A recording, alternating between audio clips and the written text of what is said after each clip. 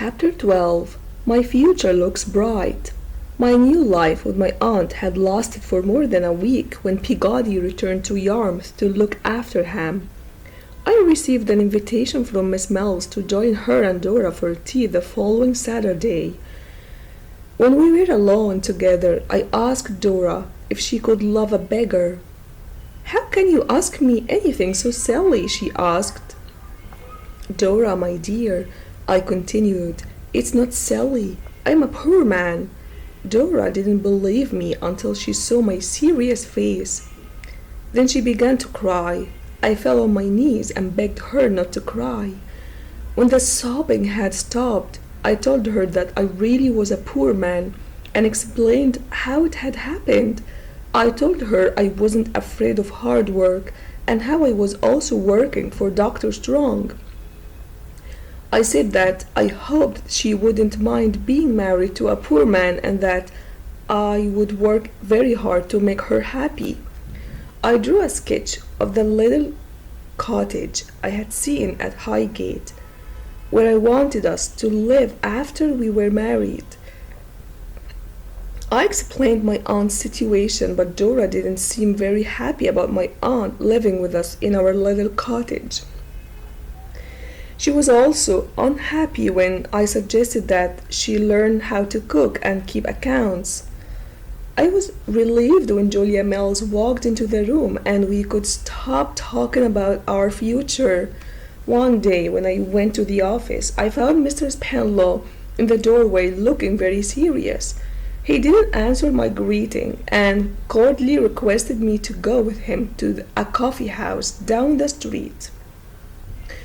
I was surprised to see Miss Murdstone there holding in her hand a bundle of my love letters to Dora. Our secret had been discovered. "Do you have anything to say for yourself?" Mr. Spenlow asked. I took all the blame for secrecy upon myself and assured Mr. Spenlow that I loved his daughter. "Nonsense," said Mr. Spenlow. "Don't tell me that you love my daughter, Mr. Copperfield. I don't believe you. It's some sort of a scheme of yours to become a partner in my firm." I explained that not only did I love Dora, but that we were engaged. Mr. Spenlow didn't want to hear any words about engagements. "Let there be an end to this nonsense," he said. "Throw the letters into the fire and we'll forget all about this." I told him that I couldn't agree to such a thing and that I was going to marry Dora. "That's impossible," said Mr. Spenlow. "You're too young and you have no money and no prospects. Think over what I have said. Take a week to talk it over with Miss Trotwood and you will find that I am right." I went home and told my aunt everything and went to bed in despair. The following morning I went straight to the office and was surprised to find such a commotion there. "What's the matter?" I asked the old clerk. "Don't you know?" he cried. "Mr. Spenlow is dead."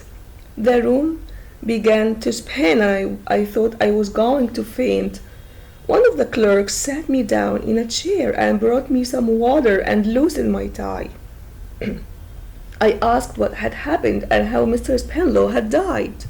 "Mr. Spenlow had dinner out yesterday," said the clerk, "but his horse and carriage arrived home without him.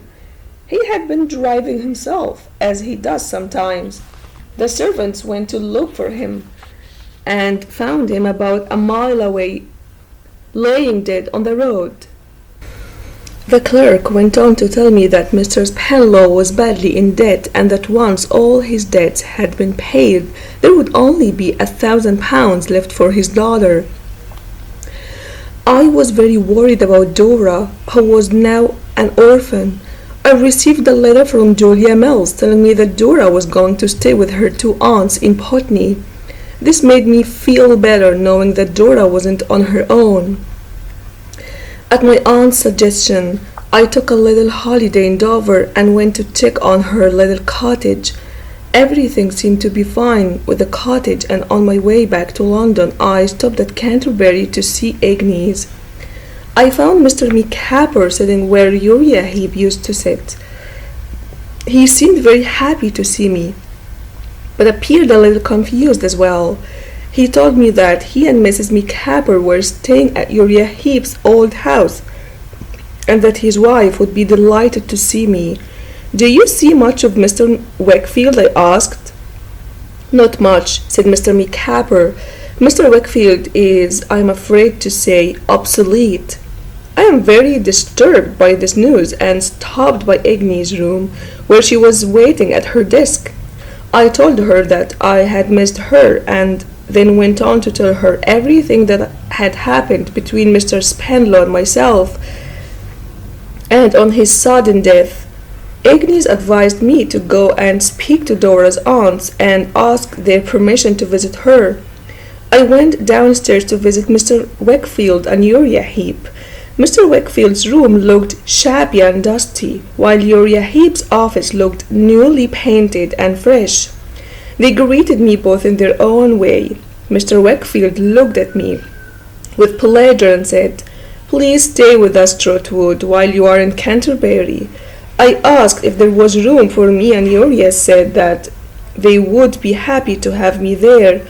He said that I could sleep in my old room, but I offered to sleep in another room, not wanting to upset the domestic arrangements of the house. All the time I stayed with the Wakefields, Uriah Heep didn't leave me alone with Agnes and Mr. Wakefield for 1 minute. If he left the room, then his mother was there. By the second evening, I was so fed up with their company that I went for a walk by myself. I hadn't walked far when Uriah shambled up behind me. I stopped to speak to him. "How fast you walk!" he exclaimed. "My legs are very long, but I've had a job to keep up with you." "Why? Where are you going?" I asked. "I am going with you, Master Copperfield," he replied. "Uriah, I came out to walk alone because I have had enough of your company," I said. "But you know we are so very humble," he said. "We must be careful that we are not pushed aside by those who aren't as humble as we are." "All is fair in love and war, Master Copperfield. You know you have always been quite a dangerous rival." I grew angry at his words and shouted, "Do you think I regard Miss Wakefield as anything but a very dear friend? I am engaged to another lady. Before we leave the subject, I want you to know that I believe Agnes Wakefield is far above you in every way, and she will never marry you." After dinner, Mr. Wakefield drank far too much at Uriah Heep's insistence. "Come, partner," cried Uriah, pouring yet another drink. "One more toast to Agnes Wakefield. To be her father is a great distinction, but to be her husband—" Mr. Wakefield got up from the table and gave a cry of horror. "What's the matter?"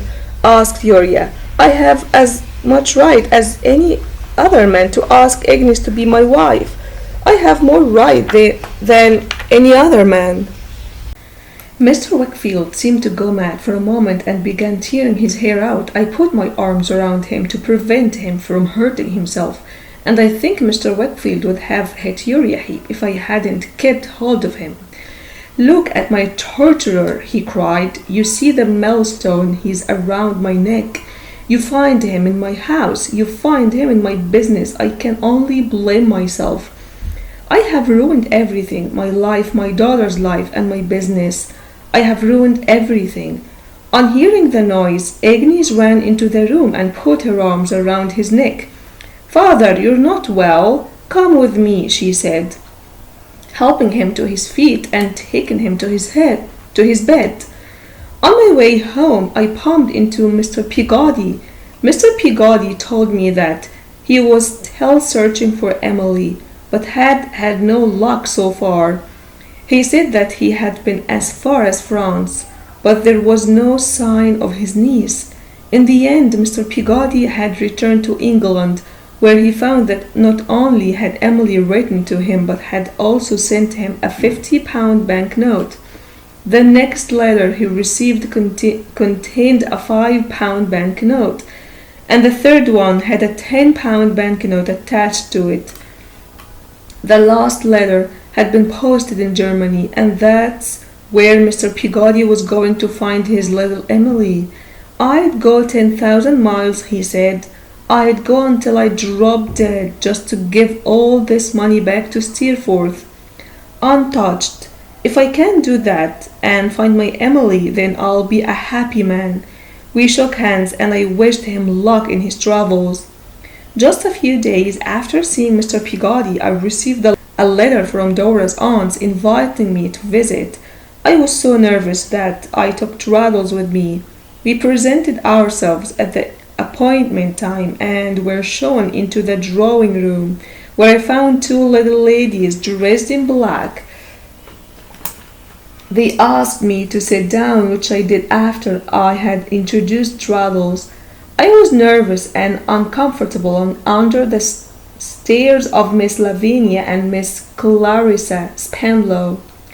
You asked permission of my sister Clarissa and myself, Mr. Copperfield, to visit our niece, stated Miss Lavinia. I nodded and stammered my agreement. Miss Lavinia continued, Mr. Copperfield, my sister Clarissa and I have been careful indeed in considering this. No doubt you think you like her very much.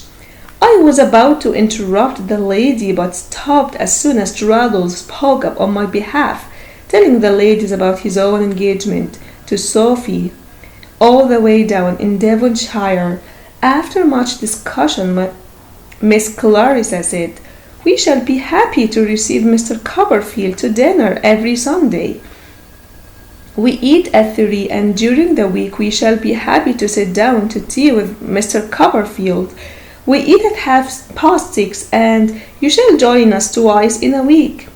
I was so surprised by this invitation that I bowed continuously until Traddles stopped me from bobbing up and down. The elderly ladies then took me to see my dear sweet Dora. She looked beautiful in a black dress and sobbed and cried her joy at seeing me standing there. After a short but happy visit, Traddles and I walked home in high spirits. I was very busy now with my work at Mr. Spenlow's office and my work for Dr. Strong. My visits with Dora in Putney were very difficult, so Miss Lavinia gave me permission to visit every Saturday afternoon as well, which made my life much easier. I was pleased that Dora's aunts and my own aunt visited each other and seemed to get on well together. When Agnes came to London on a visit, I took her to meet Dora. Dora had been frightened to meet Agnes, as she believed Agnes to be a clever woman. The Mrs. Spenlow invited Agnes to stay for tea, and to my delight she even made friends with Jip.